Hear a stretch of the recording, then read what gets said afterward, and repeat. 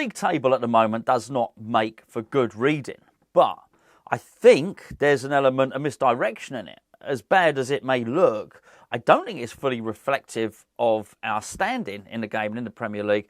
If you looked at the Premier League, you'd think we were the 4th worst team.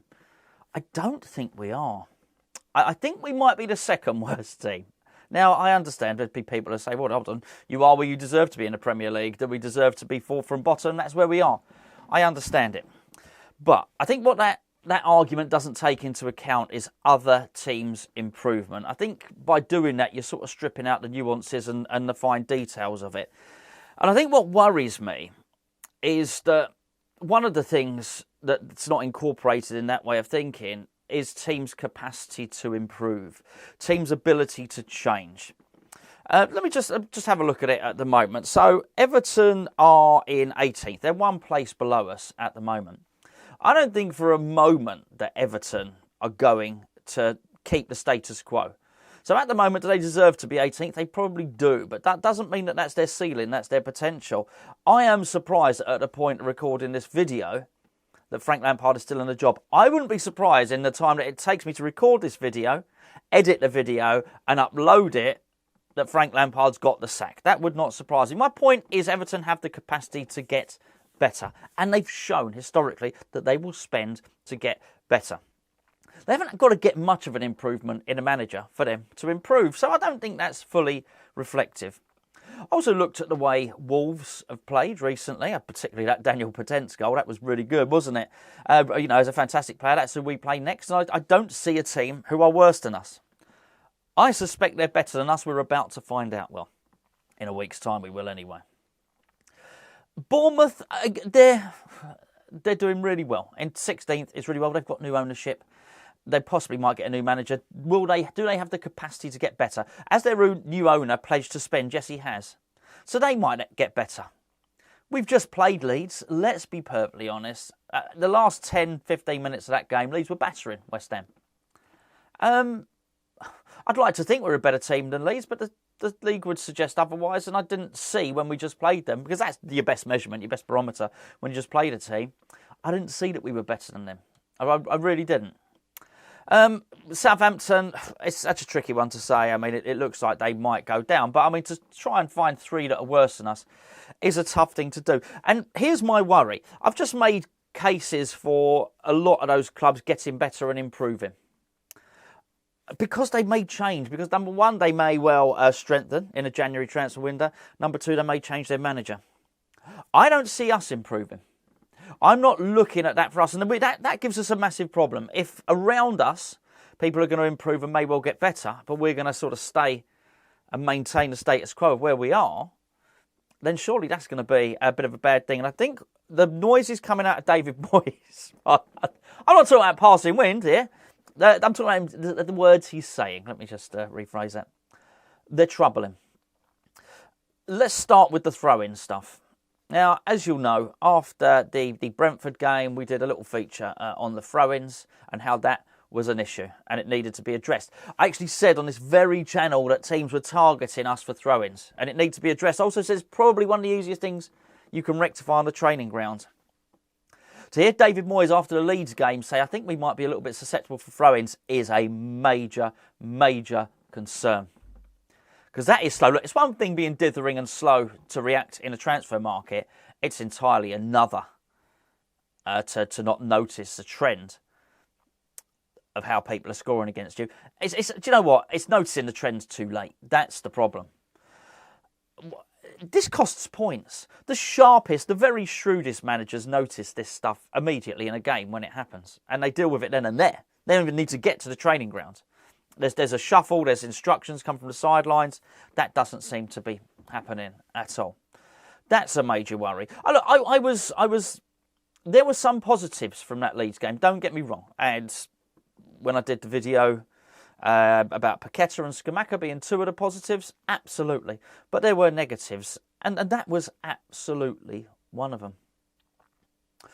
Another negative, actually we'll get to Souček in a minute. Another negative was Thilo Kehrer, and not just because of the way he played.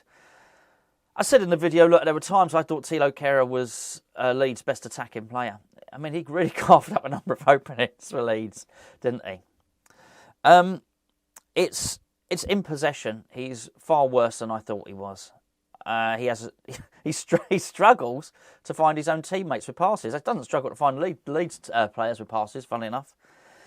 I like his energy. I think positionally he's really poor, and there's just so much stuff there that needs to be worked upon.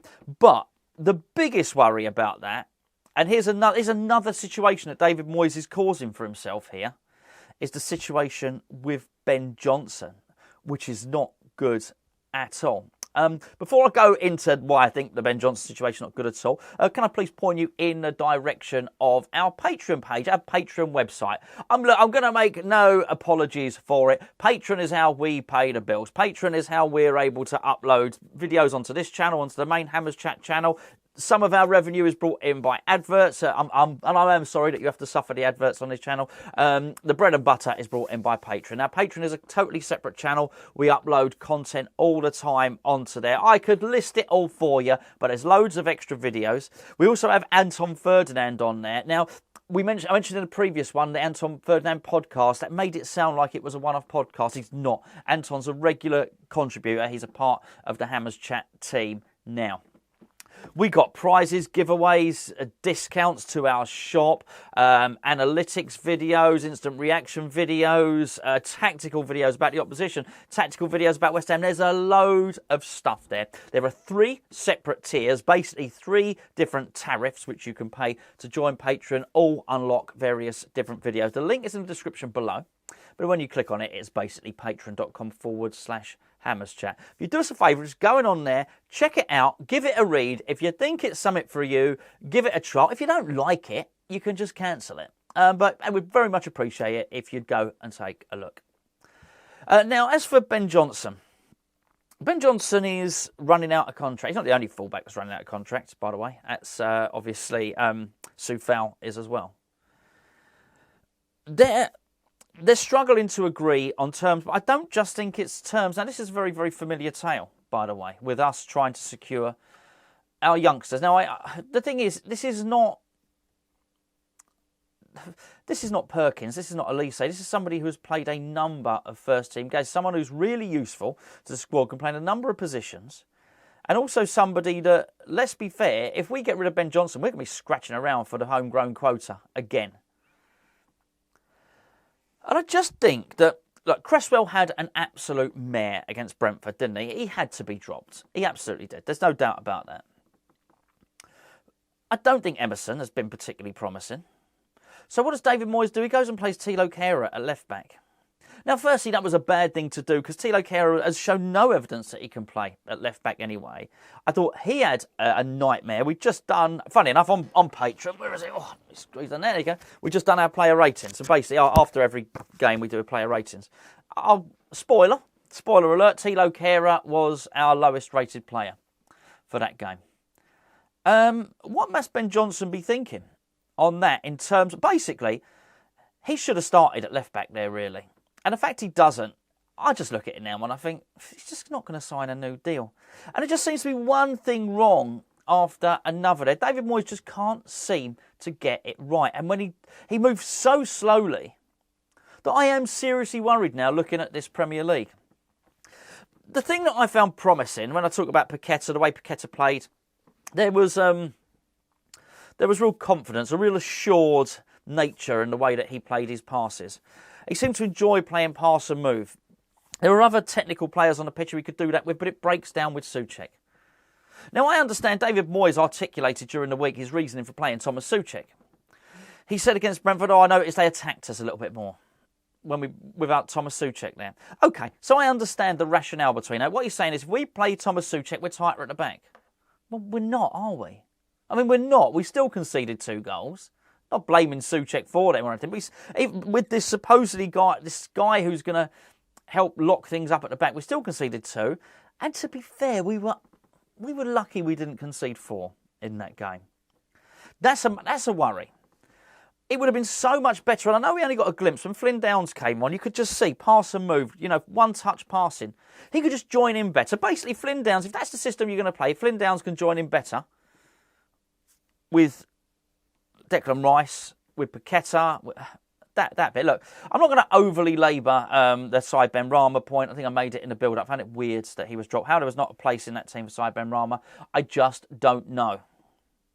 But when you look at it and you look at his continually picking the wrong players, getting some things right, granted, but getting the Tilo Kehrer thing wrong, you know, to get the Souček situation, that's not great. To drop Benrahma, which is surely going to demotivate him. There's no doubt that Ben Johnson is also demotivated now. There's so much going wrong at the moment. And it weighs a lot. I think there's a lot of weight on those errors. And so much that it's very, very hard for the things that are going right to supersede it. We needed to win that game against Leeds. I know we keep saying must-win game, but I mean, that was a 6-pointer. Yet there we are, and we've had a number of them, let's be honest. And a team that we thought was struggling and might fall into it, Crystal Palace, are now 12th. I mean, they're miles ahead of us. And this is the point. You're now getting a gap opening. And by the way, Leicester are not going to stay where they are. You're now getting a gap opening. And it's not like we're cut off in a drift, but we are in the crap group, right? There's an excellent section, a middle section, and a crap section in the Premier League. And we are in the crap section. We can't keep waiting for this promise to happen. In many respects, I find the FA Cup is an inconvenience. I want to get on with the Wolves game. Is that just me? I'm sure it can't be. I just want to get on with the Wolves game, just to find out what's going to happen then. It's the not knowing. It's the not knowing that's the tough thing, isn't it? Look, I keep saying, I think if David Moyes lost against Leeds, I think he might have gone. Not immediately because of all the the sad news with David Gold. I totally get it. You know, there's people have got bigger fish to fry when something like that happens. You know, but without that sad, unfortunate circumstance happening, I think if David Moyes lost to Leeds, he would have gone. I think lose to Wolves and he'll go again. He'll go again. It's like he gets sacked for a second time. I feel like I'm saying it for the third time or something like that. Lots of concerns, lots of worries with David Moyes still there. I know the substitutions, a lot of you, I read the comments, a lot of you are frustrated with the substitutions, absolutely get it, by the way, although I do think Paqueta was tiring. Look, I'm going to do another video. I'm going to follow this up with another video, not straight away, not like in 5 minutes or anything, which will be about the striker and the striker situation and Scamacca and Antonio. So yeah, keep an eye out for that one. By the way, just in case you haven't subscribed to the channel, please make sure you've clicked the subscribe button. But next to the subscribe button, there's a little bell. And if you press the bell, it sends a notification to your phone when we've uploaded, so you don't miss it. Because I've noticed sometimes it's a little bit funny. I was going to say, make sure you check your bell. It's a little bit funny, YouTube. I think sometimes they don't notify you when there's live ones or... So only certain ones. So check your bell, boys and girls. Check your bell. I'll be back later on having a moan up about the strikers.